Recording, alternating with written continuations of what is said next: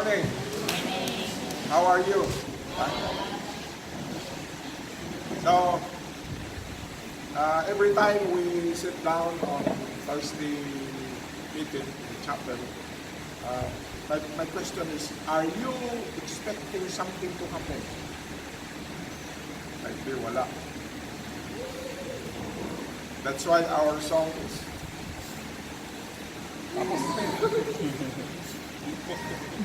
mahaba. Tapos, nahirapan natin ang verse. Okay. Are you ready? Baka may mara dyan ay magtayo o mag-ihi. Sino gusto mag-ihi? Kasi pag mag-ihi kayo, makanta na tayo muna. Now, meaning when we start, we want that all will be paying attention and that if you stand, others will be disturbed. It's not you, but you are causing distraction. Even also I am distracted if you stand. But if you expect something to happen and that you will learn something and that God has, you thought God has in store the blessing that you will receive this morning, that's fine. Are you ready? Are you thinking like that? Or, Thursday, just sit down. Let it pass away so that chapel time will be finished. I will do my lunch. I will eat my lunch. Okay. Okay na, ready na? So, everybody paying attention? Ready? Astang bata. Now, meaning, when you pay attention, I am talking to you. You are expecting, as we have prayed, you have prayed? If you did not pray, then you are sitting there without expectation. But if you sit down there with prayer before, expecting God will talk to you, there is a blessing this morning. When you read the scripture, the story about the names of the people of Israel and their tribes, I don't know that, but God has a blessing in store. So the question this morning is, sa first word. First word. Ang sabi na? Receiving. So, you sit down because you are expecting that you will receive. If you are standing, it might drop.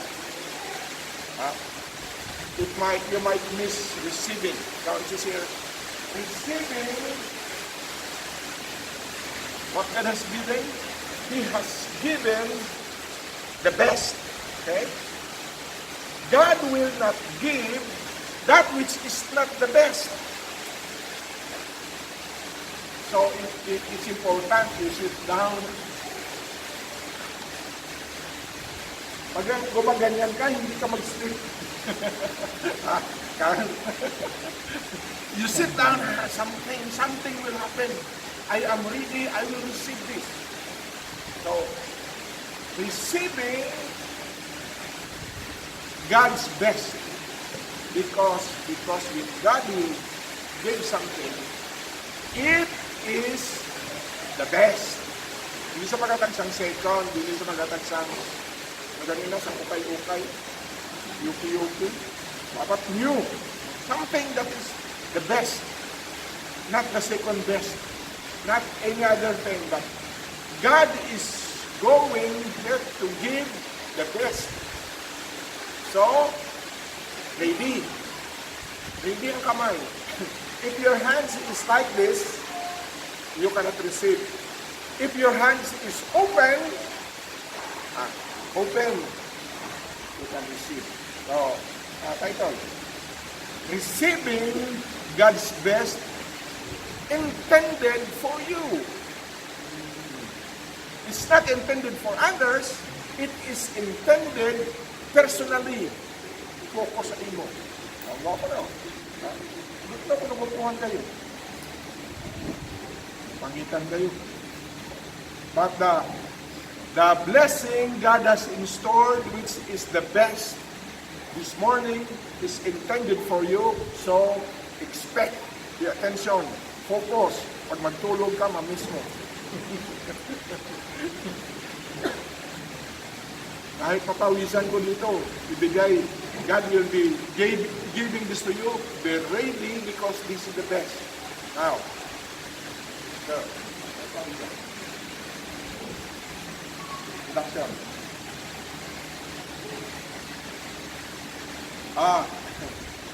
The verses.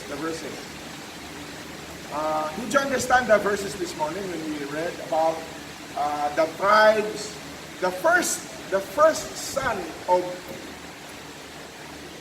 Jacob, si Reuben, tapos si Gad, ha? Now, ang background sa story, ang first verse and then chapter 32, ano na to? This is the time the people of Israel and the 12 tribes are ready. They are about to enter the promised land. They have conquered other places and they are in the mouth about to enter. Sunod na sila, they are about to enter the promised land. But these two, the promised land is the best.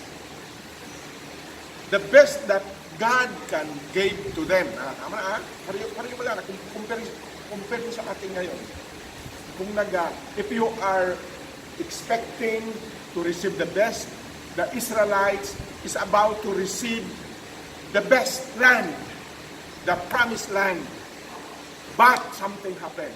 Listen na sa inyo. Intended that you will receive, but you went out, you miss. Intended that God will give the land of promise to Israelites, but these two tribes, yung mga tribes, si Reuben ang first son, kag si Gad, Reuben and Gad, pareho sila, Reuben and Gad. Nagganyan sila, when they are about to enter, they look around and they show the place. Ano natin sa verse? Tingnan dyan. The tribes of Reuben and Gad own the vast numbers of animals. Okay? So si Reuben and si Gad, daghan sila sheep. Daghan sila different kinds of animals. So meaning, they want land that is filled with grasses, inang mga matataba na grasses. Now, when they're about to enter the promised land, which is the best, they thought, ano to? Ay, mga dead ba? Dead? Pag makita nila, ito, who's this? Hindi nila yan. Si Reuben and si God is telling us the promised land. We have to go there. How about this? The land that we have conquered. We conquered this land. May mga name. We have conquered this. Look up. My eyes can see the grasses are green. Beautiful. Beautiful for a family who have lots of animals. Dami kayo animals sa verse 1. Dami animals. Stay na lang kami dito. God is expecting to give the best. But Reuben and God were distracted. Verse 3. So as if they are saying, Lord, your intended best to give to me, I don't like. Because my eyes have seen here, okay, this land is okay. Tignan mo sa verse 2, sabi ng verse 2. They came to Moses and asked permission. And also they talked to Moses and Eleazar the priest and the other leaders in the community. They said, sabi niya, talk sila kay Moses. Nag-go sila kay Moses and kay Eleazar. Moses, Eleazar, look at the towns here that we have already passed by. We had lots of animals. And the land is beautiful with green grasses. Good for us. Can we stay?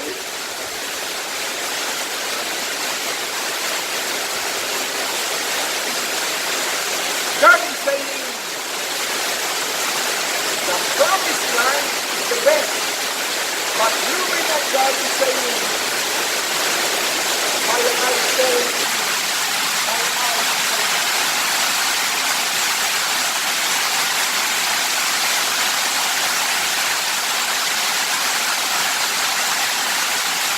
God is saying, first in chapter 5 is good, but my eyes.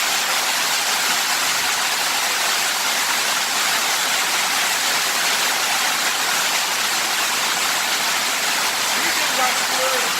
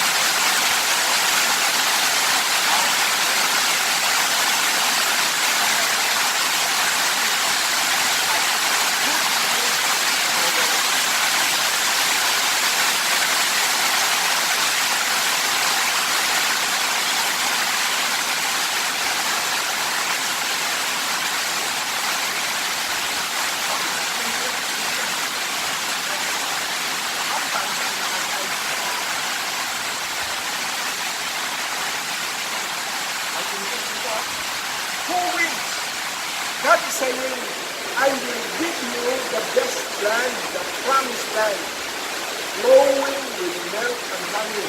But now, your eyes is saying, Ruben's eyes, and God saying, because my eyes tells me, best to stay. The choose, every time you are choosing, will I pay attention, or will I just sit down pretending I'm hearing, I'm listening, but wala. So that's why on Thursday, you are not coming with an expectation. You are coming with a pretension. You thought I am talking to anybody except you yourself. But God is saying, this is intended for you. The promised land is intended for you. But Reuben and God, ang ganyan sila. Why? Tingnan natin sa ulihan. First, ang ilang mata, their eyes, and maybe their mind. Tingnan nila, wow, beautiful. But God is saying, promised land. The spy before the 12 spies or a report, given a report, truly beautiful. The grapes flowing with milk and honey, beautiful. But now, Reuben and God tried this. We hear this beautiful, but our eyes have seen here that what God has planned for us, we would rather stay. Wala din request nila kay Moses. We requested Moses and his blessing. Tingnan natin sa verse 5.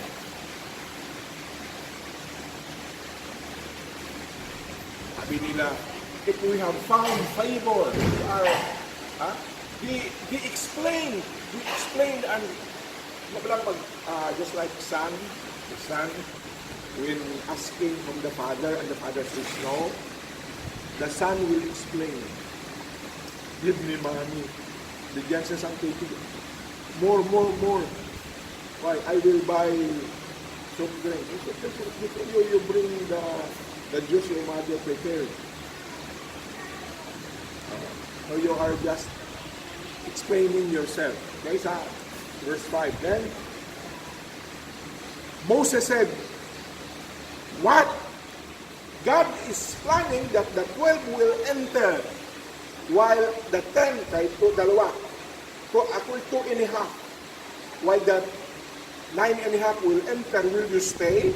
pupusit kayo. So it will be a discouragement. Ang later, sabi nila, well, we will help them, we will enter, but later,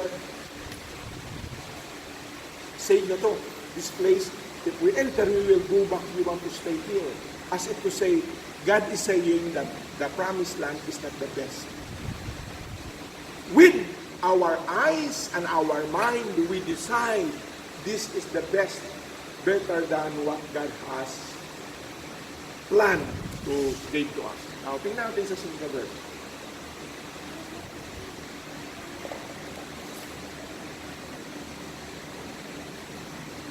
Sabi ni, before yung ancestor knew the same, sa verse 8, your ancestor the same, they had done that, and now it is repeated. Verse 9 to 10.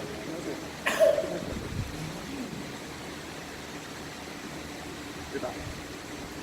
Okay. Now first, when we read the verses, mag-read kayo sa Bible, nakaada mga keys. Ano yung the keys? The keys. You must have the keys. What will the key do? What is the use of the key? Do you know?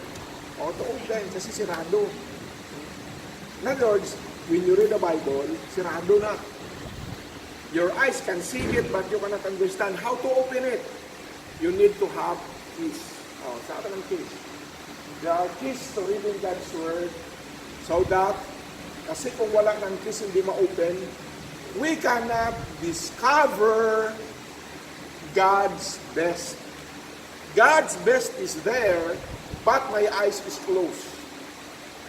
I need the key. Itong Bible ko. Bible ko. Now, story ko anay kay aray ko walimta. May bata nga lalaki. Graduate siya sa college. Their family is fine. They are rich. So he asked his father siya. Kumata. Father, can after I graduate, will you give me a gift? Ha?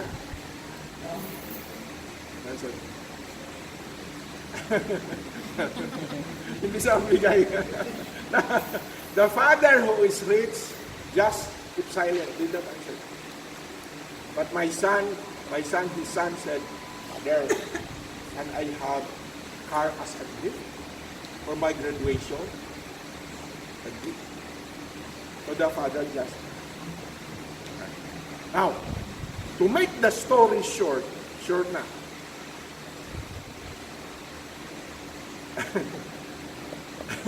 Katulog ka. To make the story short, the son, after graduation,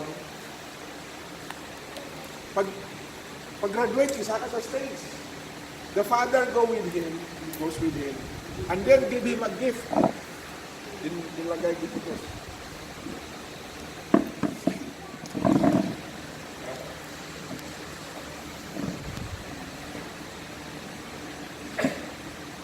Nakarap ang Bible. So pag bigay sa papa sa son, happy siya. Hurriedly, he opened it. Pagkakita niya Bible, nag-aslog ang mukha. Anong ginawa niya? Tinapok. Kung sa bahay, I asked for a car. You gave me a Bible. And because of that, you get angry and you escape. Galit siya sila papa. I want a car. Why did you give me a Bible? I'm sure you can afford. We are rich, we have money. Why did you give me Bible?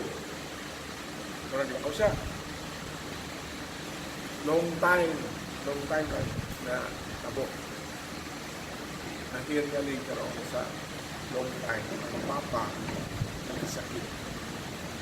So, hurriedly, he went home.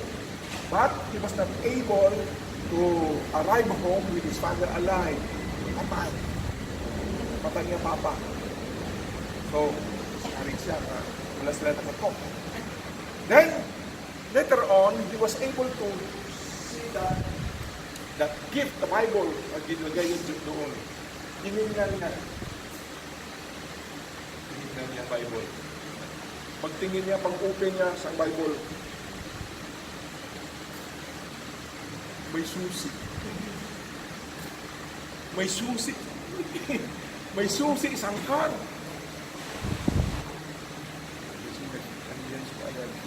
Pag receive niya sa Bible, ang kala niya, ang gina-request niya ng gift na car, wala ibigay. But nakatago pala sa Bible. May marami dyan nakatago sa Bible. Kailangan mo i-open ka na dyan. You know, we are that son and daughters this morning. Pag nag-open ka sa Bible, siradong mata mo, walang kasakit.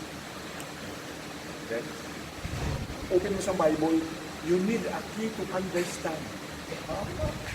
This morning, so that we can receive God's best intended for us, you need to have the key every time you read God's Word. Read that? Many are reading God's Word. I cannot understand. I cannot understand. So you pray that you need to have the key. The key will help us open. May close na siya. Lalo si Satan, pag nakabasa, naghahawa ka ng Bible, kapurog na siya. Pag i-open mo, magkulak si Satan. Makita yan ang sabi ni Satan. Do not open. Pag open mo, makita mo. Lalo mahawakan mo ang key. Open. Surprise ka. May gift ang God sa iyo. Yeah. Open na lang, basta blind lang ka. Isip ka kay Gabriel. Hindi ka kay Sindi. So yun yun din. The key. Okay, ito lang ang key. The first key. Number one, what stops us from receiving God's best or blessing from us? Ano na ang what is stopping us from receiving that which is the best gift of God to you and to me? May nag-stop sa atin ba? Look back in the Bible reading that we have. Si Reuben kag si God is saying, you enter the promised land. So, I have promised that to Abraham, to Isaac, to Jacob, Isaac, now to your children. Now is the time you enter. But, si Reuben kag si God were stopped. Ano nagpa-stop sa ilan? They look at the places they have conquered and it's beautiful for animals. So they decided, their eyes nagpunay sa ilang utok. Kaya wala, magtulo ka, ginaano mo sa imumay.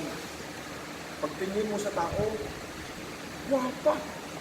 Pagtingin nila sa land with grasses, right for my animals, better to stay. Although they have not yet seen and compared the promised land with this place. So, what stops them? Namay ng mga hindrances, no? Your eyes and your little knowledge. Ang nakita mo, kag ang imo wisdom, mag-unite na sila, mag-twin sila together, mag-decide. Hindi na lang kung mag-finish college sa mga asawa na lang ito. Dahil nakita ko mag-buha ka. Baka kunin pa ito kung mag-study ko continue. Ha? No, may mga blockades. Hindi ka na-prepare sa God's best. Tingnan mo, the tribes of Reuben and Gad own a vast numbers of, it's because of their need. Nakita nila ang need, nag-connect ba? Sabi nila, The land that we have conquered, this is not the land that God has given to us, but we have conquered because we have to pass through. Going to the promised land, we have to pass here. We have conquered it, but we have animals many. And this is the right place. Their mind decided. So, nagkunay sa ilang kita. So, when we show the land, si Jason Donador, this is ideally, tama ito sa ating mga animals. So, that is number one. Ano na the key? The key that should open God's Word. May pakita ko sa inyo ito. Basta mo na sa mga hindransa. There are hindrances, things that blocks, things that make it close. Close ang door na mag-enter ka. So, instead of entering, you turn your back. Just like Reuben and Gad, they had turned their back and they missed receiving God's best intended for them. Later on, what they have, when they miss the blessing God intended for them, is the second best. Where compared later on, there are danger. Okay, so, number two, settling for what the world has offered, which might seem good at first glance, but it is far less compared to God's best. Now, the world is offering, may contest pala, may rival pala ang God. This morning, we open with the statement that God is intending to give you what is best. But the world is contradicting it. Ang world ma-offer man. So, now as you stand, malito ka. So, kailangan ka wisdom. You need wisdom. Sabi ni James, if somebody needs wisdom, you pray and ask from God. Do not depend upon your small kokote. Sabi ni Pimentel. Use your kokote. Si Reuben and Gad nag-use man to. Sabi ni Reuben and Gad, use my kokote, we have animals, this is the right place. But God had seen it before. Long before, I will give you the promised land flowing with milk and honey, the best for you. But Reuben and Gad said, I'm using my kokote. Delikado, every time mag-open ang school dito sa DFI, ginawarningan ko, the heart that is not ready to receive knowledge, bigyan mo sa knowledge, baka mag-devil, baka mag-wild ka, gamitin mo sa bar. Kaya nasa mga military, turuan sila sa technique how to fight, how to use the weapon, turuan sila sa mga secret technique. Delikado na pag magaling sila, they will be mercenary, they will be paid by people who are rich, and they will become mercenary or military men. They will not obey the government and use their wisdom. Ano yung danger, no? Sa person, ang heart niya hindi na naiisip. Nag-receive ka lang sa wisdom, knowledge. Delikado. Bisa ka mga Chinese na master na Chinese, dapat malaman nila ang karakter mo. Are you humble or are you a proud person? It's a danger to give wisdom to a proud person. Mag-destroy ako. Danger sa nurse, turuan mo siya sa medicine. So magsigit sa mabilita sa medicine na magpahulog sa bata. Mag-kill sa iyong enemy. Instead gamiton ang wisdom for the good of the people, we will use it for the bad. Right? For self to raise your kingdom, your own enterprise, para mag-become ka great. I will say for myself. The blessing is for myself, not for the people.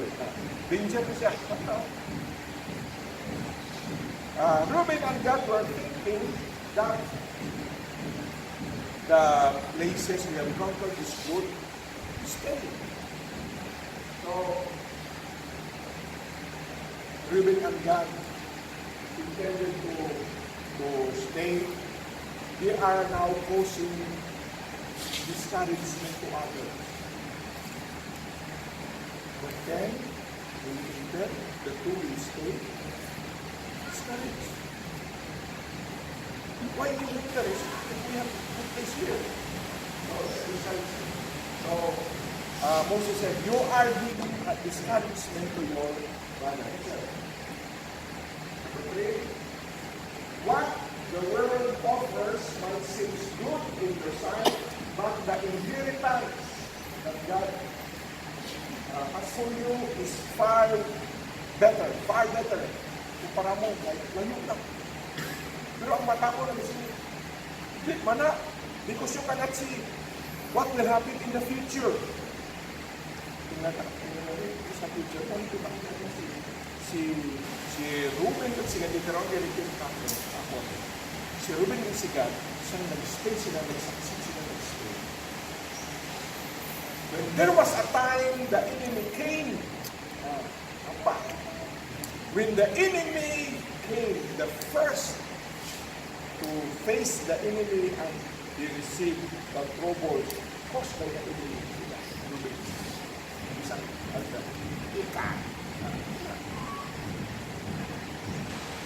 Chika na tsaka mga promise lang kung biti mo sabi. Nadudum ako ng tuloy ako sa akin. Ang bata pa nga babae. Sabi sa mga papa niya, baby, D-O-L-L, baby dad. Baik kita, you, baby dad. So, ang papa niya. Kamusta sila? So, ginawa ka sa'yo, papa.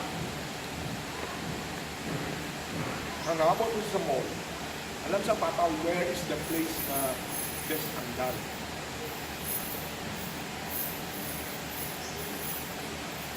Ang best nga dal, where ang place? So, ang bata magyasa, habang nagalang mawamatay niya nagapong diba? Diba? Nilakaw mo sa mall, ang papa mo nag-gali, ang mata mo nag-galigid yung mga amat mo. Nakita niya man na ang baby doll. Sabi niya,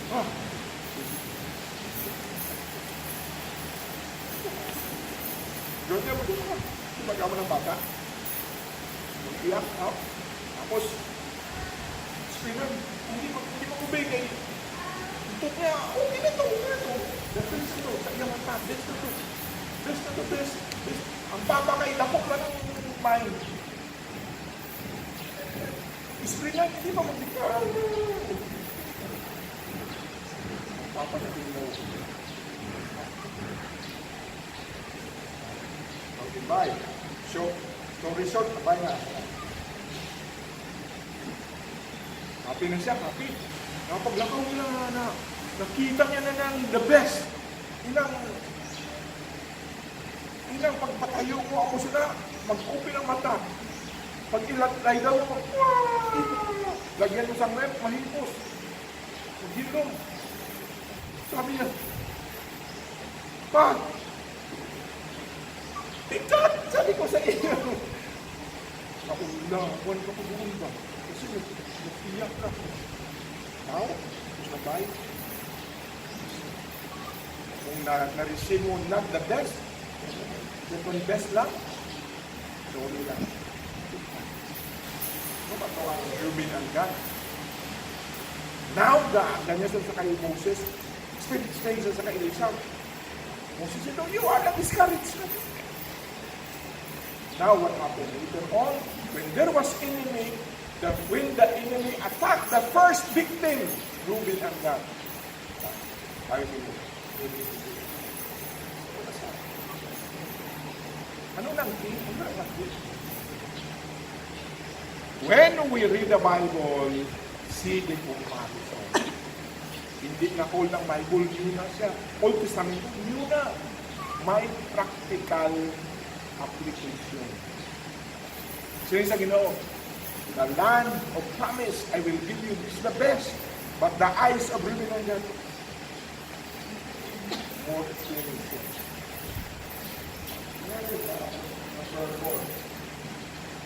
4. How to teach students so that they will walk in the God's blessing. Kabala ko kung sino ang gwapong teacher. Ang gwapong teacher natin. The teacher is not only loaded with the teaching, math, English, science, social studies, not only that. But we are the teachers, good teachers are to teach the students. Ang mga practical. What is the use of science? Wise. I memorize the elements. I memorize. But in practical life, paano? The best teacher teaches the students how to walk and to receive God's best blessing. So, turuan mo sa math, hindi turuan mo sa God, turuan ka lang. So, sabi ko, there is a teaching by example and there is that influence. For example, we are teaching the student, but our influence is focusing on our teaching. So, the teaching by example should be coupled with ang bawat isa may influence. May tawag kita nga, A-U-R-A, ano na siya, aura. Every person has a light, even students has aura. And if you use the aura, when you talk, people will listen. And it can, parang may sa power na, kung na may mga Amerikano na mga putik kagpaas, Pilipino ang looking. Pero ang mga negro na itong looking down. Later on, ang negro, magaling man mag-basket, sa athlete, magaling man. So, mag-look up naman, Pinoy. Ako sa mga nagyan, mga negro na lang siya. But the idea is that may ati pala dito sa ka-teacher na ang estudyante, hindi siya mag-ibig sa iba. Pero siya naka-teacher, magnangag na siya. Yun yung pag-nangamay, he is ready to receive. And I idolize you. I respect you so that when you speak, I accept that. I learn.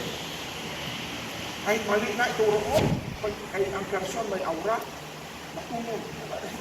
Sabi ni James, be not many teachers because you have a greater condemnation because when you teach, baka ituro mo mali. Ang estudyante nga, pag nangalang, sit lang. So, importante sa teacher, ang teaching not only by giving instruction and info, but couple it with sample and influence. Number 5, the importance of identifying or going with yourself, Jesus rather than the world. We are to identify. I am a Christian. I am identified with Jesus. I am not separate. It is very, very important. Ito si Ruby at si God. Wala nag-identify sa ilang people of Israel. Nag-identify sila. They are just like the tribe who don't want to be identified. They separate themselves. At so, ito only lumulog ito. Christians, we are identified with Jesus. What Jesus does is ours. His righteousness is ours. Even our sin, when we identify with Him, we give it to Him so that He paid it, consumed that sin, paid it on the cross. But when we identify with Him, His righteousness given to us now, the Father can accept. When we identify with Jesus, the Father of God can accept us. Ang story niya ito, parang isang karabaw ba? Karabaw. Ang sunglass.